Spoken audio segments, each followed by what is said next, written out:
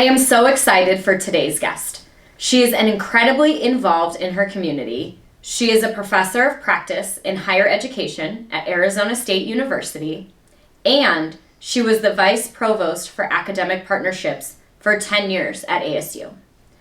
She is a board member of multiple organizations in the Valley and found time to sit down with us today. It is my pleasure to introduce Maria Hesse of Positive Paths. Maria, welcome to the Philanthropy United podcast. So we are joined today with Dr. Maria Hesse of Positive Paths. So why don't you go ahead and tell us a little bit about Positive Paths and what they do in the Valley? Great. Well, thanks so much for having me. Positive Paths is a nonprofit organization that serves women in need in the East Valley by way of scholarship and mentoring programs, as well as professional development and other support services. And they've been around since 2014, correct? Yes, in the form of Positive Paths. We incorporated in 2014. But originally, we were a group of women in the East Valley looking to serve women who had ceased to be served via other mechanisms or means in the East Valley. And we gathered and we were kind of lamenting to one another, what can we be doing since these programs are no longer funded via the community colleges or other resources that used to exist. And so we gathered a group of women and we met with Fresh Start Women's Foundation from downtown Phoenix. And for the first several years, we were the East Valley Council of the Fresh Start Women's Foundation. And then over time, we broke off into a separate 501c3 nonprofit organization. Why did you guys decide to make that split? Well, it was one of these things where Fresh Start was really focused on serving women in Phoenix. And we were all women from towns like Chandler, Gilbert, Mesa, Tempe, Queen Creek. More recently, we've added Scottsdale and Fountain Hills as service areas. And we really wanted to serve women in that part of the valley. That's where most of our board members were from. And so we felt it was important to try to drive the resources, since that's where we were raising the money for, to serve the women who are out there. And there was almost no way for a woman, let's just pretend for a minute you're a single mom with a couple of kids and you're trying to get services. If you're riding the bus to get to to get to Fresh Start downtown, you have to make multiple connections and you're outside and it's hot and you've got your kids and you're at a bus terminal waiting. That makes sense. It just didn't make sense to have them try to go into Central Phoenix for the services we wanted them to have access to. Absolutely. That's very, very hard to get from one point to the other, especially with children involved. So what are the main things that you guys provide to these women, and how do women find you? Well, we have a website and we talk about it a lot. So hopefully this podcast and other means of communication will help people become more aware of the organization. We're a philanthropy partner with East Valley Women this year, and so that has brought us some increased visibility in the East Valley, and we appreciate that. So the types of programs we offer, our primary program has to do with scholarship and mentoring. Many of our women are single parents. And what we find is that if you cannot break in and help those women get training or degrees, post-secondary education of some sort, thus the scholarships to help get them there, and get mentored in the professional or career area in which they're interested, they can't really move into the type of career or job that pays a sustainable wage, something with benefits. And if you can't break that, you get into cycles of intergenerational poverty. And so what we're really focused on is taking women who are out of crisis and wanting to do something with their lives, but they don't have the means of going to school, and helping them get connected to schools. We have a scholarship advisory council with high-level administrators at all of the Maricopa Community Colleges, at Central Arizona College, at East Valley Institute of Technology, Arizona State University, where I work, Northern Arizona University, any public institution at which we place our women. And we don't place them, they select which school they'd like to go to and what they want to study. But we have somebody there who can help them get over roadblocks that invariably come up when somebody is trying to get through college, and it's even harder if you're a single mom or you're you're living in poverty and you're trying to get through college. It's unlikely that you're going to do that unless you have financial support and you have the support of a mentor, somebody to help guide you, somebody to inspire you, coach you, be your cheerleader, somebody in your corner to help you make it through and into the career that you're interested in getting into. So let's kind of talk about how do you get the scholarship? What's involved in being able to qualify for that? What's involved in being a mentor? So women apply for the scholarship once a year. We typically have everything up on our website by late February, early March of each year. And then the deadline is about mid-May.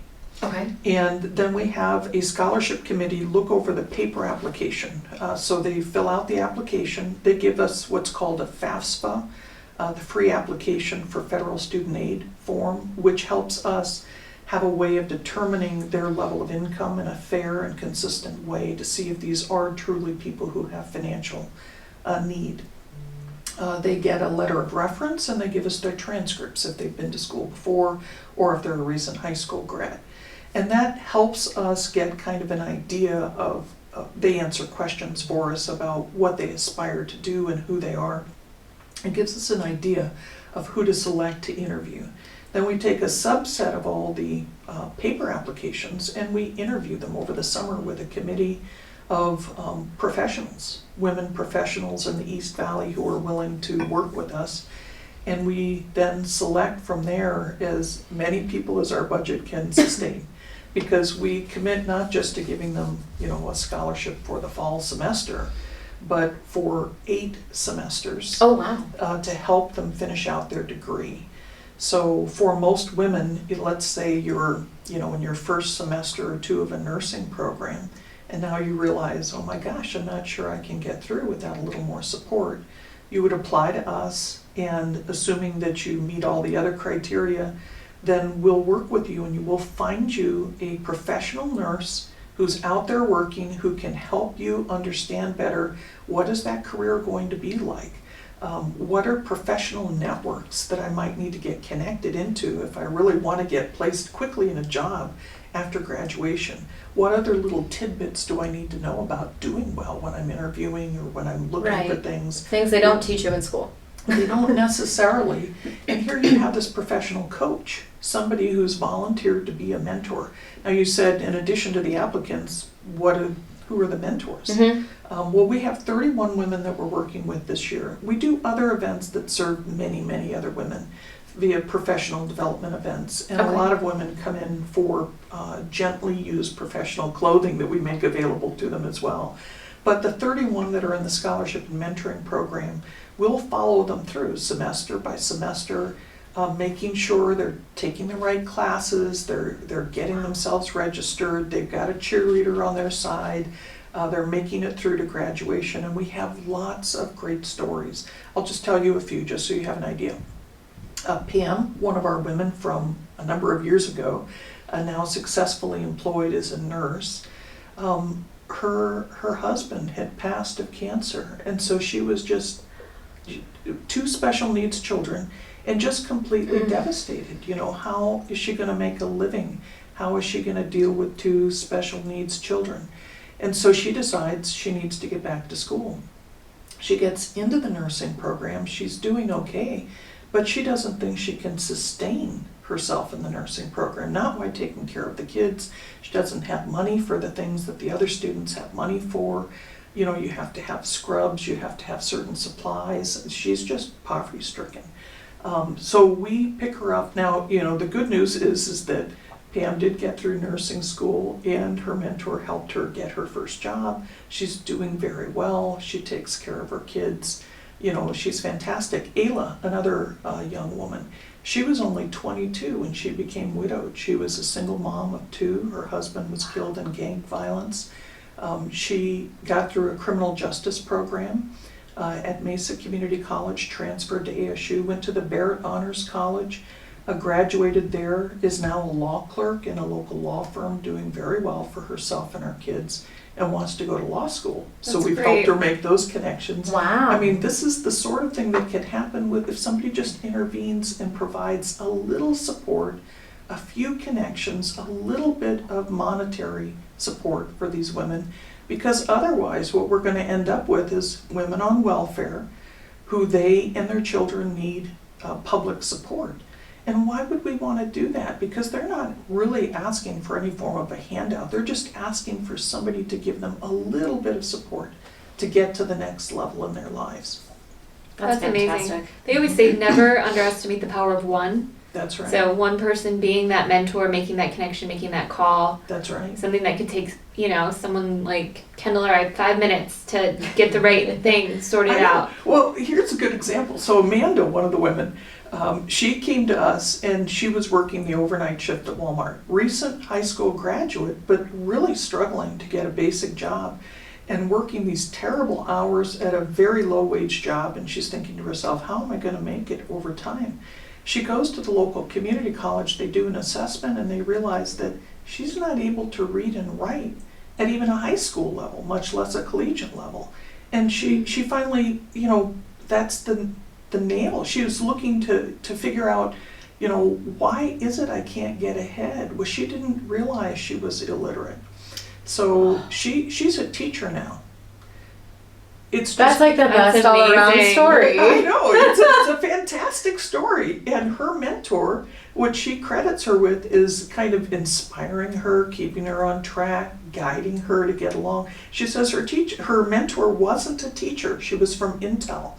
But she was a woman who had a lot of, as Amanda put it, teacher qualities. Wow. It Okay. kind of kept her moving. And now Amanda is a full-time teacher out there in the school district, committed to never letting anybody else get through, just passing them along like you don't even care about Sure. who they are or what their future holds.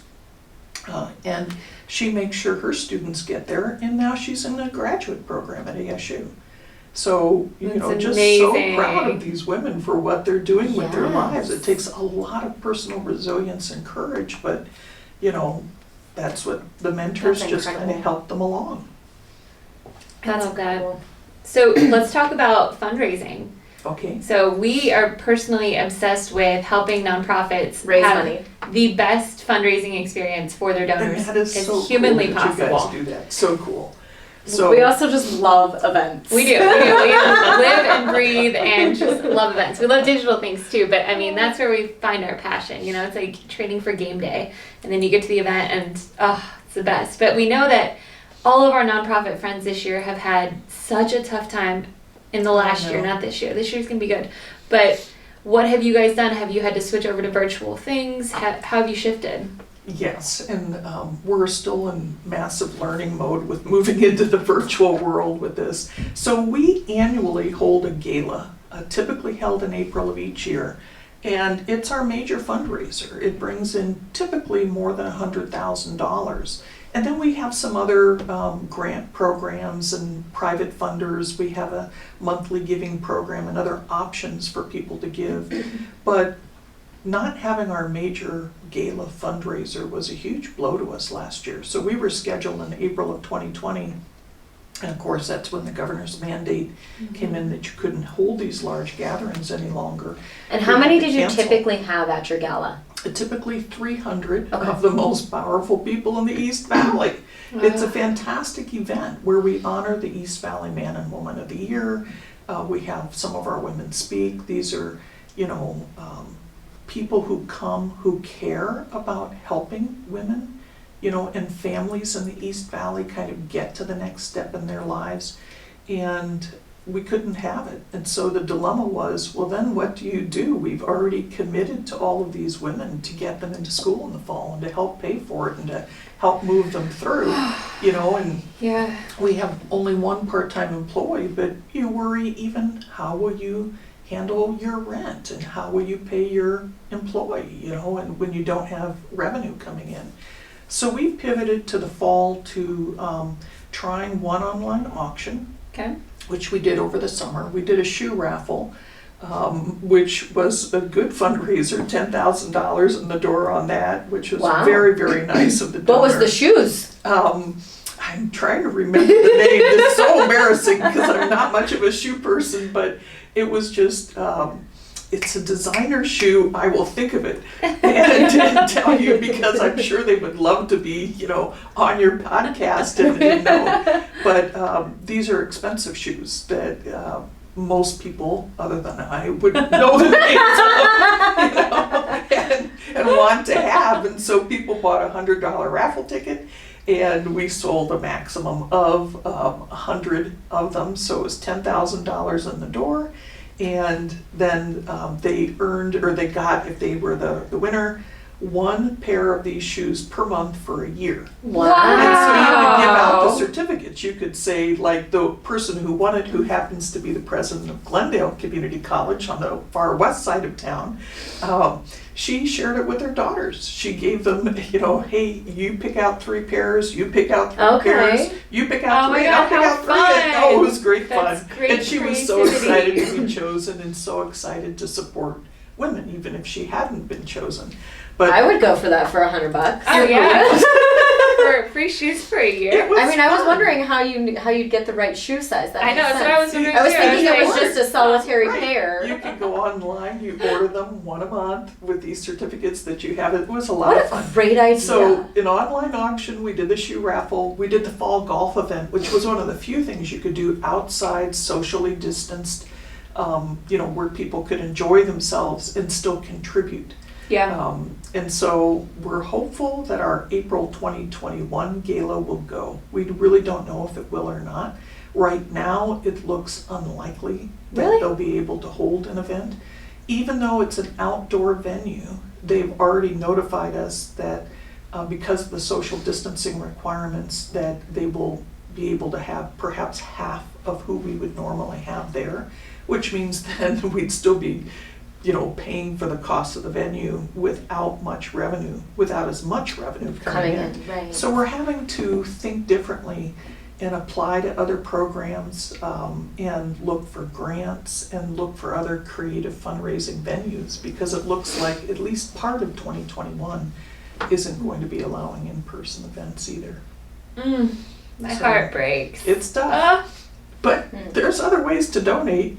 We have on our website, which is positivepazaz.org, there's a donate button. We have a lot of people who just donate directly with cash or a small monthly contribution. I do that. Most of the board members do that via the Rudge's Wishes program. The Rudge Foundation helped us get up a monthly giving campaign, which is really nice, a fun way to do it and help women. People can bring in gently used clothing. They can volunteer to be a mentor. They can volunteer to be on one of our committees. I have 2 volunteers, one from Intel and one from A.T. Still University, who serve on the scholarship committee along with some of us who are on the board. There's a mentoring committee, there's a professional development committee. We're going to form an auxiliary board of people who are interested in golf who want to do an annual golf event with us. There's a group who works on professional development events. And a lot of women need help with their professional development. We open those up to anybody, not just the women we're serving in our scholarship and mentoring program, but anybody in the East Valley who feels that they would benefit from, thinking a little bit more about their image professionally, networking with other, well-known and powerful women in the East Valley and men in the East Valley who can help them learn what it takes to be successful as young women. That's amazing. I know. So then if people had gently used clothing, where is the best place for them to get them to you? How would they? Well, we have an office. It's in Mesa, near where Fiesta Mall is. It's a building right adjacent to Fiesta Mall. So we have our address on the website. And they can just call us or email us, and we'd be glad to either pick it up or have them drop it by. It's easier probably for them to schedule a time to drop it by. Okay.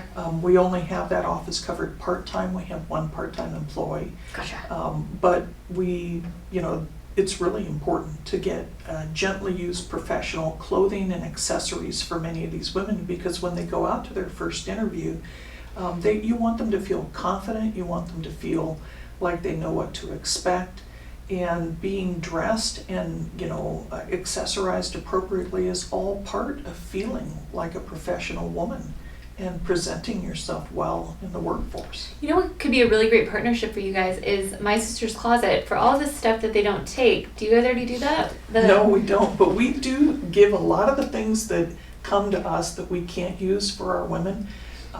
We take over to Assistance League of the East Valley, and sometimes My Sister's Closet and other really great charitable organizations. Well, for My Sister's Closet, they're pretty selective about what designers they will Yes. take. But then all the other stuff, you can then say, hey, I want to donate this to charity, and they will give it to a charity partner. Yeah.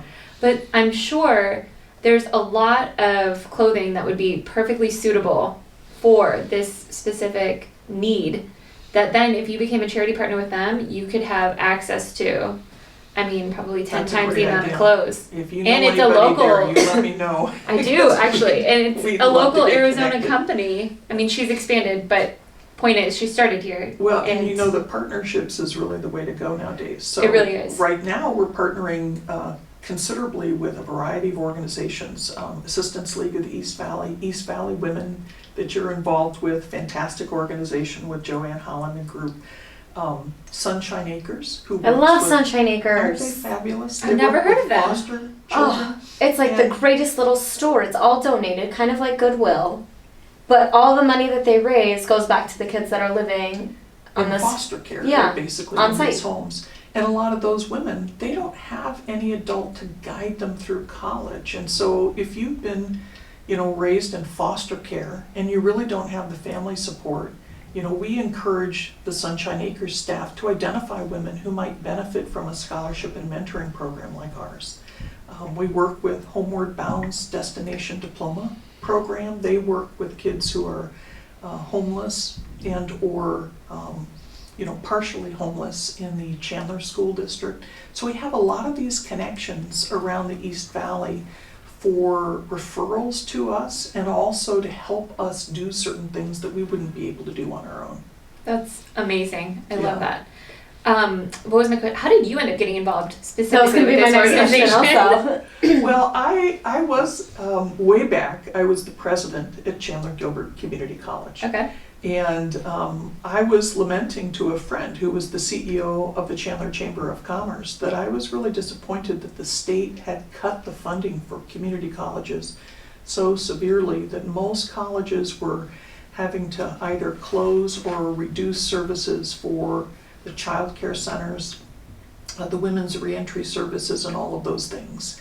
She happened to be the incoming board chair at Fresh Start Women's Foundation, and she was like, well, I know an organization that helps women, and then you know the rest. I mentioned it Yeah. earlier that we visited Fresh Start. For a while we were part of Fresh Start. It became less practical for East Valley women to make their way into Central Phoenix for Right. services.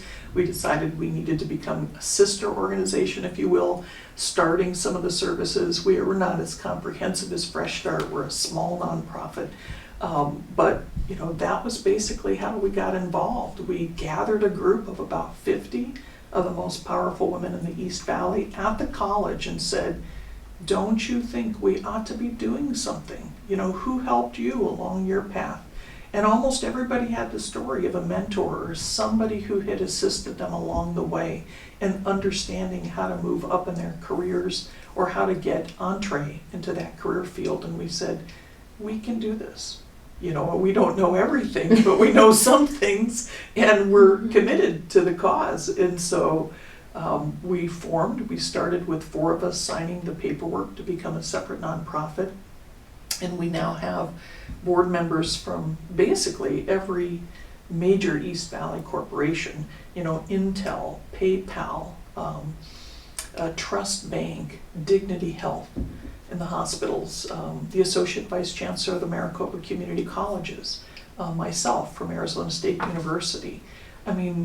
Charles Schwab, I'm trying to think of some of the others, That's great. SRP That's sits really on the great. board. We have people from all of these different organizations many of which will support what we do, or they have like women's networks within their organizations who will help. They just needed somebody to form and focus on, what are we going to do to help these women in need? Are we satisfied with just letting them go on the welfare rolls, or are we going to do something if all they need is just a little hand in order to get to that next step? And of course, I've already told you enough stories, but I could tell you another 20 or 30 stories of women who have done fabulous things with just a little bit of help. It's amazing the power of just having conversations, Your entire organization started because you were frustrated. Yeah. And then, one thing led to the next thing, and now here you are, and you're about to celebrate 7 years. Yeah. That's great. It's fantastic. What has been such a good group of women to work with on the board. What has been your biggest takeaway from starting this organization and having been involved from the ground up? Biggest takeaway, I guess, is that, we can do it when we put our heads together. It feels daunting and a little bit overwhelming when you think about starting a nonprofit, but we just all said to each other, we have the mechanism for finding community expertise and bringing it in. And if we're committed to the cause, we can do it. And I think the more, each little baby step we took, first time out, scholarshiping 5 women, next time 12. Now we're doing 30 plus a year. It's amazing. And all of these other events and professional development activities. And women just, they want to thrive. They just need a little bit of support. And, women in Arizona are far worse off than women nationally in terms of poverty level, a likelihood of progressing through college. And college is like the gateway into a lot of better paying jobs and careers. It's not the only option, but for many of these women, that post-secondary training, even a certificate or an associate degree, can mean the difference between a lower wage job and a higher wage job. And if you have children, you have to be in those higher wage jobs with benefits, or you're not going to be sustainable as a family. Why is it that women here are worse off than other metropolitans? Well, I'm not sure I know all of the social variables as to why women would be worse off, but I do have all the stats, which is really stunning. So in Arizona, 16.5% of women live in poverty. That's compared to 13.4% nationally. Jeez. Women of color in Arizona are far more likely to live in poverty. Blacks at 22.8%, Latinas at 24.8%, Native Americans at 33.5%. These are stats, by the way, from a report called The Status of Women in Arizona, put out by the Arizona Women's Foundation. So they're another great nonprofit that serves women. They do research and fundraising, and then they give grants to the nonprofits who do direct service to women. But they put out these stats, and in Arizona, a woman earns only 84 cents to the dollar compared to a man. So, what we said is, okay, so if we've looked at the data really carefully, what's the likelihood that a woman is going to earn a college degree? Far lower in Arizona. In Arizona, only 16.8% of women by age 25 have attained a bachelor's degree, compared to 18.3% nationally. So it just I'm seemed shocked to by us- that number. Yeah, I mean, it's very low, and we just felt like we can do something about this. This is something that we can and should do something about as community leaders, and we have, and we will continue to do so. That's the most inspiring part. It's not just talking about it, it's doing it. It's doing it. This has been so great. Thank you so much for taking the you're most time to come welcome. and Oh, my educate pleasure. us on the work that needs to be done. Well, thank you for listening. I appreciate your work a lot in terms of getting the word out about the importance of helping the nonprofit community. And please keep us posted on if the gala happens, all the things. We want to know. Yeah, or if the Sure golf will. tournament happens. Both sound great. Hopefully for the gala though. And or other online virtual fundraising, all of that is good stuff. So thank you again for having me. Absolutely. Really appreciate it.